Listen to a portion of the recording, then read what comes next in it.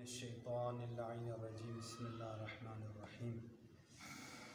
آج 23ویں دن کی دعا۔ اللہم صلی علی محمد و آل محمد۔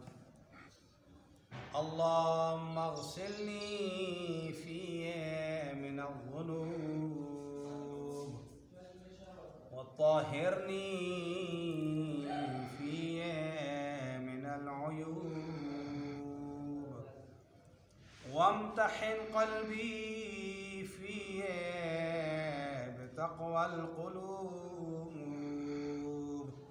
یا مقیل عثرات المذنبین۔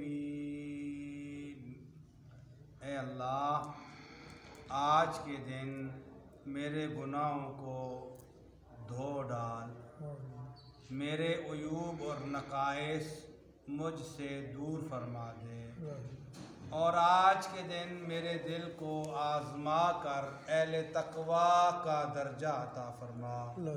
اے گناہ گاروں کی لغزش معاف کرنے والے۔ پیاری دعا ہے بہت، 23 رمضان المبارک کی، اور بہت بڑا میسج ہے اس میں۔ یہ جو جملہ جتنی بھی دعائیں تھیں، ان سب میں بہترین قسم کے پیغامات تھے، اور ہر دعا میں بہترین قسم کا ایک یہ چند میسج تھے۔ اگر کوئی انسان ان کو پک کرے اور بشرطے کہ کوئی کنوے بھی کر سکے اس میسج کو لوگوں تک، بہت پیارے۔ آج کا پہلا جملہ کیا ہے؟ اللہم اغسلنی فیہ من الذنوب۔ پروردگار عالم، آج میرے گناہوں کو غسل دے دے۔ جو فرما رہے ہیں جی ماشاءاللہ، لفظی جو عربی متن ہے وہ ہے اللہم اغسلنی، پروردگار تو غسل دے دے میرے گناہوں کو، یعنی آج مجھے ایک ایسا روحانی غسل عطا فرما، اور وہ تیری ذات کے علاوہ کوئی مجھے وہ غسل دے نہیں سکتا، تیری ذات ہے جو مجھے وہ غسل دے سکتی ہے۔ وہ ایسا روحانی غسل ہے جس میں انسان کے گناہ سارے دھل جاتے ہیں۔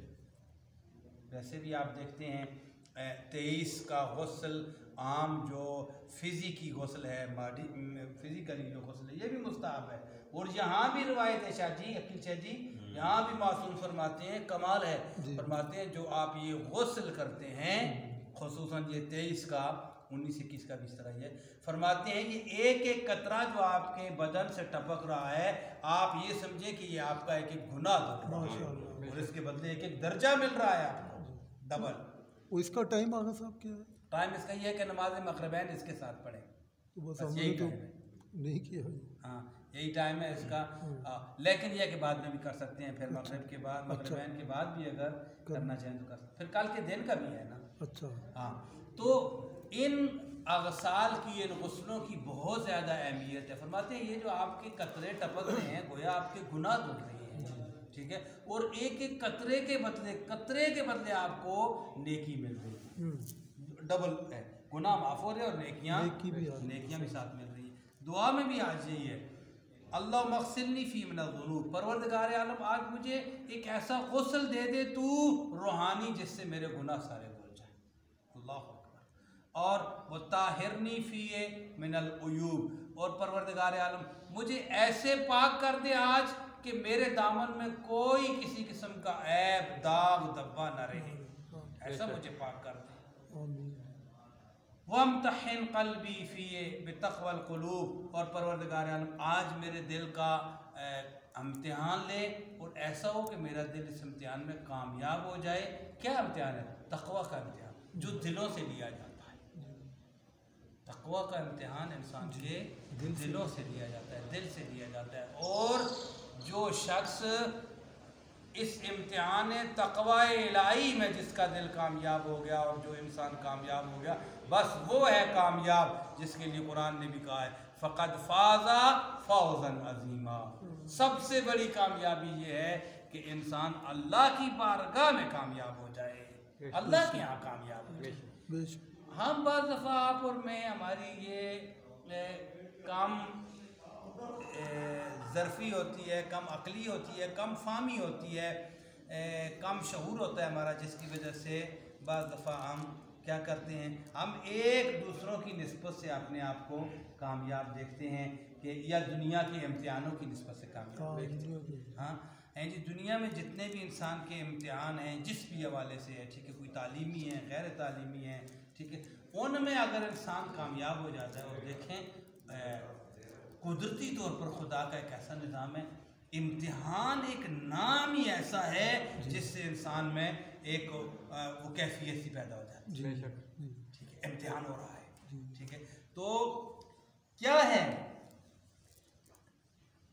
ہر امتحان کے لیے انسان کے احساسات ہوتے ہیں، اور امتحان کے لفظ سے انسان کے اوپر کچھ اثرات مرتب ہوتے ہیں، اور پھر کسی بھی آپ کمرہ امتحان میں جب بیٹھتے ہیں تو آپ کے احساسات وہاں پر بھی محسوس کرنے کے قابل ہوتے ہیں، اور آپ محسوس کر رہے ہوتے ہیں بہت ساری چیزیں.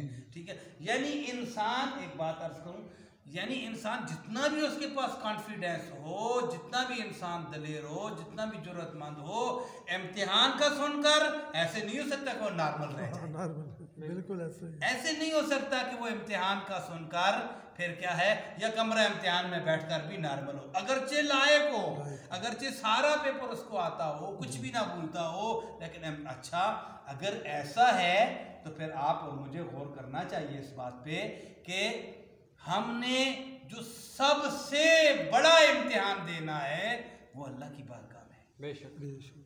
اس امتحان کے لیے قرآن نے کہا جو اس امتحان میں کامیاب ہو گیا، خدا کہہ رہا ہے فقد فاز فوزا عظیما. اب آپ اور میں مجھے یہ سوچنا چاہیے کہ جس کامیابی کو خدا بڑی کامیابی کہ وہ کتنی بڑی کامیابی ہو. خود خدا کسی چیز کو اگر بڑا کہہ رہا ہے، ٹھیک ہے، آپ اور میں بڑا کہتے ہیں. دیکھیں اس طرح ہوتا ہے، میں بڑا کہوں گا، مثال کے طور پہ مثال دیتا ہوں، میں 5 سکیل کا ہوں تو 7 سکیل کا مجھے بڑا نظر آئے گا. جی ایسے ہی ہے، کیونکہ مجھ سے تو کم از کم سینئر ہے، میں میری نسبت سے وہ بھی بڑا ہے. ٹھیک ہے، تو اسی طرح دنیا میں جتنے درجے بھی ہیں بڑائی کے، اب خدا جس کو بڑا کہے وہ خود اکبر ہے. بے شک. اس سے بڑا ہے ہی کوئی نہیں ہے، سب سے بڑا خود خدا ہے. وہ کہتا ہے فقد فاز فوزا عظیما، جو قیامت کو میرے امتحان میں کامیاب ہوا وہ یقیناً بہت بڑی کامیابی اس نے حاصل کی ہے. اللہ کہہ رہا ہے بہت بڑی کامیابی اس نے حاصل کی. لہذا دنیا کے چھوٹے چھوٹے امتحانوں میں ہم بڑے حساس ہوتے ہیں، سینسیٹیو ہوتے ہیں، ٹھیک ہے، ڈرتے ہیں، سارا کچھ کرتے ہیں. ہمیں یہ دنیا کے امتحان ہمارے لیے ایک الارم ہے، ایک تنبیہ ہیں، ہمیں متوجہ کرنے کا ایک بہترین ذریعہ ہے اگر ہم متوجہ ہو جائیں تو، کہ اگر یہ چھوٹے چھوٹے امتحانوں میں یہ سچویشن ہوتی ہے، اللہ کی بارگاہ میں اس بڑے امتحان میں ہمارا کیا بنے گا. وہ آخری جملہ عرض کروں پھر اس کے بعد آئیں اگر وقت ملے تو. یا مقیل اثرات المذنبین، اے گناہگاروں کے گناہوں سے درگزر کرنے والے، آج میرے گناہوں کو تو معاف کر دے. اب یہ صرف اتنا ہی نہیں ہے کہ آج کے دن پروردگار انسان کے گناہوں کو معاف کر دے، بلکہ اس مائے مقدس میں انسان کے گناہ بہرحال معصوم فرماتے ہیں معاف ہو جانے چاہیے. جو فرما رہے ہیں جی معصوم فرماتے ہیں اس ماہ میں انسان کے گناہ معاف ہو جانے چاہیے، حتماً معاف ہو جانے چاہیے، لازمی معاف ہو جانے چاہیے. ضرور انسان کے گناہ اس مہینے میں معاف ہو جانے چاہیے. کیا کہنا چاہتے ہیں معصوم؟ کیسے معاف ہو جانے چاہیے؟ معاف ہو جانے چاہیے، لازمی ہمیں متوجہ کر رہے ہیں. تم نے ہر صورت میں اس ماہ میں اللہ سے معافی مانگنی ہے، ہر صورت میں تم نے توبہ کرنی ہے. کہیں ایسا نہ ہو کہ خدا نخواستہ ماہ مقدس رمضان، ہم دن کو بھی کہہ رہے تھے، اچھا تھا وہ ہمارا سلسلہ درس کا گھنٹہ ڈیڑھ جو رہا، کہ ایسا نہ ہو اتنا بڑا تحفہ خدا کی طرف سے، اتنا بڑا ہدیہ، اتنا بڑا گفٹ، اتنی بڑی عطا خدا کی طرف سے جس کو ماہ مقدس کہا گیا ہے، ہمیں ملا ہے اور ہم اس کی قدر نہ کر سکیں اور ہم اس کو نہ درک کر سکیں اور نہ شکری کریں. اور معصوم فرماتے ہیں اگر تم ماہ مقدس سے باہر نکل گئے اور تم نے واقعی توبہ نہیں کی اور خدا سے اپنے گناہوں کو معاف نہیں کروایا، آج کی دعا میں دیکھیں اللہم اغسلنی، پروردگار عالم فی من الذنوب، مجھے وہ توفیق دے کہ میں تیری چوکھٹ پہ آؤں، تیری بارگاہ میں آؤں، تو مجھے ایسا غسل دے کہ میرے سارے گناہ پاک ہو جائیں سے. یہ غسل خدا کیسے دے گا؟ کیسے دے گا؟ یہی سوال ہے. یہ غسل خدا کیسے دے گا؟ اس غسل کو خدا کی طرف سے لینے کے لیے، خدائی اس غسل کو لینے کے لیے کچھ آپ کو اور مجھے کرنا پڑے گا، جس کا نام توبہ ہے، جس کا نام استغفار ہے. پورے طور پہ استغفار کے لیے ریڈی ہونا، آمادہ ہونا، تیار ہونا. میں نے دن کو بھی کہا تھا کہ کتنا باکمال جملہ ہے اگر آپ اس پہ غور کریں. آج تک 50 سال، 60 سال، 70 سال گزر گئے ہیں، ہم آج تک توبہ نہیں کر سکے. نہیں کر سکے، آج تک توبہ نہیں کر سکے. دن کو بھی یہ کہا تھا بالآخر کیوں نہیں کر سکے؟ کبھی ہم نے سوچا ہے؟ ہم آج تک توبہ نہیں کر سکے. اور ابھی موت کی کیا کسی کے پاس کوئی ضمانت اور گارنٹی ہے؟ کسی لمحے، اگلا لمحہ آ سکتی ہے. مجھے ابھی اگلے لمحے موت آ سکتی ہے، یہاں بیٹھے بیٹھے آ سکتی ہے. جی لوگ ایسے مرتے ہیں، آپ دیکھتے ہیں میڈیا کا، کھڑے کھڑے باتیں کرتے کرتے لوگ مرتے ہیں، کھیلتے کھیلتے مرتے ہیں، میدان کے کیا ہے، کھیل کے گراؤنڈ میں لوگ مرتے ہیں، کبڈی کرتے کرتے مرتے ہیں، ریسلنگ کرتے کرتے ریسلر مر گیا. ٹھیک ہے، اس طرح بہت سارے لوگ گانا گاتے گاتے لوگ مر جاتے ہیں. تو کیا ہے، کسی کے پاس کوئی ضمانت تو نہیں ہے، کوئی گارنٹی تو نہیں ہے. دنیا میں کوئی ایسا سسٹم بھی نہیں ہے کہ کسی بھی انسان کو پتہ لگ سکے کہ اس نے مرنا کب ہے. تو ساری زندگی 60 سال زندگی گزار دی، آج تک ایک مرتبہ بھی توبہ نہیں کی، ایک مرتبہ بھی صحیح توبہ کے دروازے سے نہیں گزرے.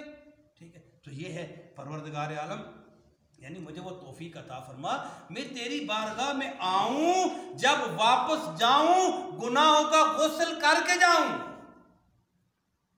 یہ آج کی دعا ہے، اللہم اغسلنی فیہ من الذنوب.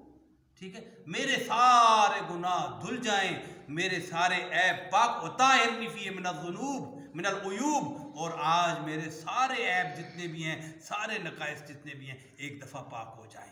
یہ بار بار ہر دعا میں روزانہ کہا جا رہا ہے، آج آج آج. اور وہ آج کب آئے گا ہماری زندگی میں؟ آیا نہیں ابھی تک. 23 رمضان کو پہنچ کے ہم، ٹھیک ہے، روز آج آج کرتے ہیں، لیکن وہ آج نہیں آیا. اور خدا نخواستہ اگر اسی طرح ہمارا ماہ مقدس گزر جاتا ہے، پھر معصوم کی ذات نے، ہم تو جانتے ہی کچھ نہیں، ہماری عقل ہی بہت محدود ہے، ہمیں پتہ ہی نہیں. ہم وہ نادان ہیں جنہیں نہیں پتا ہم نے اپنا کتنا نقصان کیا.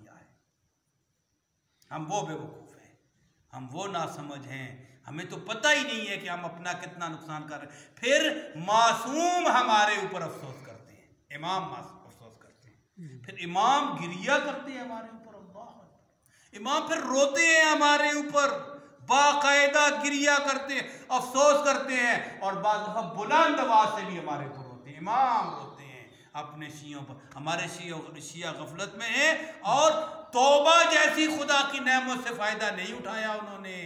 اور پھر اس ماہ مقدس میں جہاں ایک آیت پورے قرآن کے برابر ہے، جہاں ایک دانہ کھجور کا اللہ کے راستے میں دینا کیا پتہ 700 یا 7000 دانے دینے کے برابر ہے. کتنا بڑا یعنی خیرات کا اجر ہے، کتنا بڑا توبہ کا اجر ہے، کتنا بڑا نیکی کا اجر ہے. تصور سے بھی بالا رکھ دیا خدا نے. اسی لیے کہا وَأَنَا أُجْزِي بِهِ، میں خود جزا ہوں روزہ دار. کسی کو پتہ ہی نہیں ہے کہ یہ عبادت کیسی ہے اور وہ کیا کر رہا ہے، مجھے پتہ ہے وہ کس حالت سے گزر رہا ہے. بشرطے کے بہت بڑی شرط یہ ہے کہ وہ آپ کا اور میرا روزہ باشرائط ہو.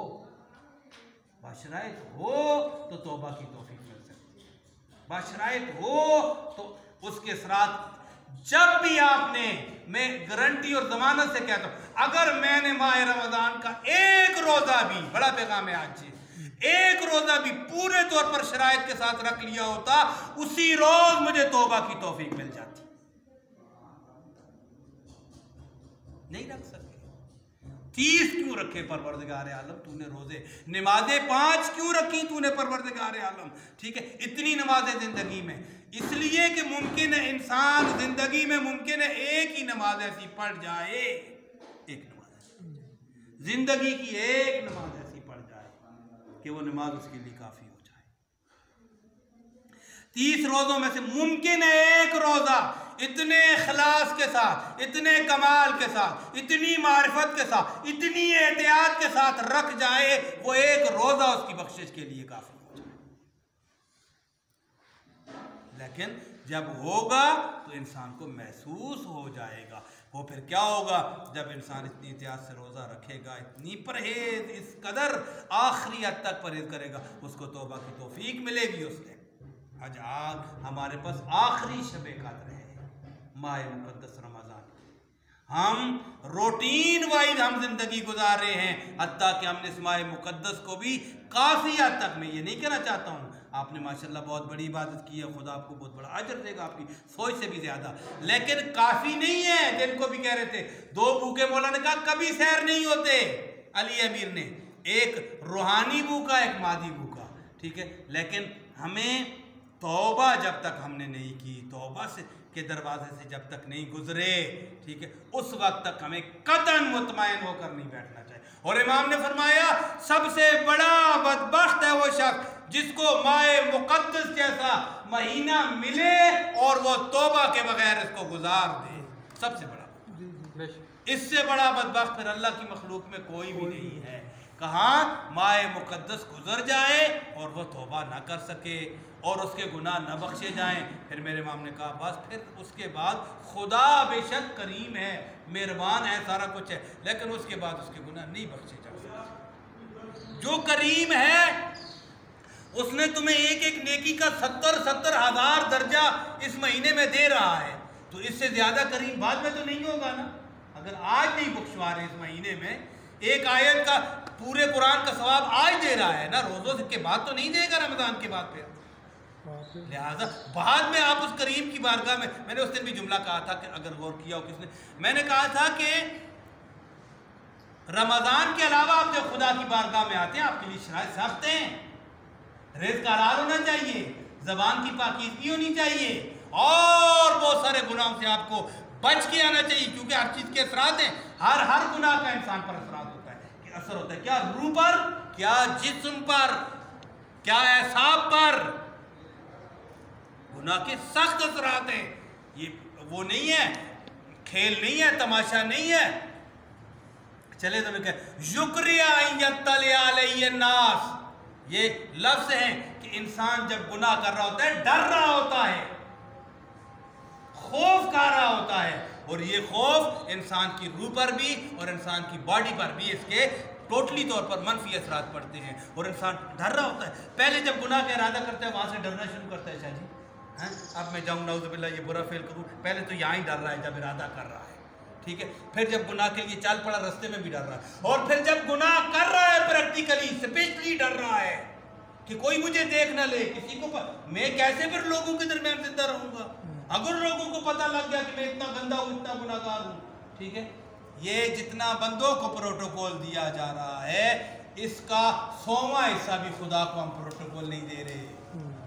اس کے سامنے آرام سے جا کر گناہ کرتے ہیں تنہائی میں خدا کے سامنے، لیکن میں آپ سے ڈرتا ہوں، آپ کے سامنے گناہ نہیں کر سکتا بھی نہیں، لیکن خدا سے نہیں ڈرتا ہوں، ٹھیک ہے. کتنا پیارا جملہ ہے امام خمینی رضوان اللہ علیہ کا، فرماتے ہیں یہ کائنات کو کہتے ہیں عالم محضر خداست. محضر خداست، محضر خداست، در محضر خدا معصیت خدا نہ کنی.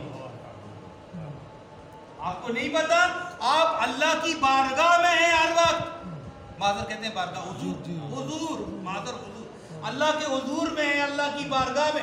آپ کیسے اللہ کی بارگاہ میں گناہ کرتے ہیں؟ کسی کی بارگاہ میں جا کر گناہ کرنا، کسی کے سامنے کہا یہ پورا عالم محضر ہے خدا کا، اللہ کا حضور ہے، اللہ کی بارگاہ ہے، اللہ کی درگاہ ہے، اور آپ اللہ کی بارگاہ میں جا کے گناہ کر رہے ہیں. मासूम से किसने कहा था मौला गुनाह को कैसे छोड़ूं? इमाम ने फरमाया बहुत सारी बातें, एक ही जुमला अर्ज करता हूँ क्योंकि यहाँ रिलेटेड है। इमाम ने फरमाया गुनाह करना चाहते हो तो अल्लाह की ज़मीन से, अल्लाह की सल्तनत से, अल्लाह की ममलिकत से बाहर निकल जाओ, किसी और की स्टेट में जाके करो, किसी और मुल्क में। कहाँ जाऊँ मैं? कहाँ कोई ऐसा मुल्क है जो अल्लाह का ना हो? जहाँ पर खुदा ना देख रहा हो वहां जाकर गुनाह करो। शर्म नहीं आती अपने खुदा के सामने गुनाह करते हो? हम सिर्फ मखलूक से डरते हैं, हम सिर्फ दोस्तों से, लोगों से, बहन भाइयों से, माँ बाप से, अजीजों रिश्तेदारों से, पड़ोसियों से, उनके सामने गुनाह नहीं करते। अल्लाह के सामने कितने बड़े अंधे हैं, कितने नाबीना हैं, कितने जाहिल हैं, खुदा के सामने गुनाह करते। अर्ज किया कि ये अगर इस महीने में, इन दिनों में, इन अय्याम में, और ख़ुसूसन आज की रात आखिरी रात है हमारे पास लैलतुल क़द्र की, शब क़द्र की। और शब क़द्र क्या है दोस्तान गिरामी? एक जुमला आपकी खिदमत में अर्ज़ कर दूँ। शब क़द्र का मतलब यही है, वो रात जिसकी कद्र की जाए। हम अगर आज की रात की कद्र कर सके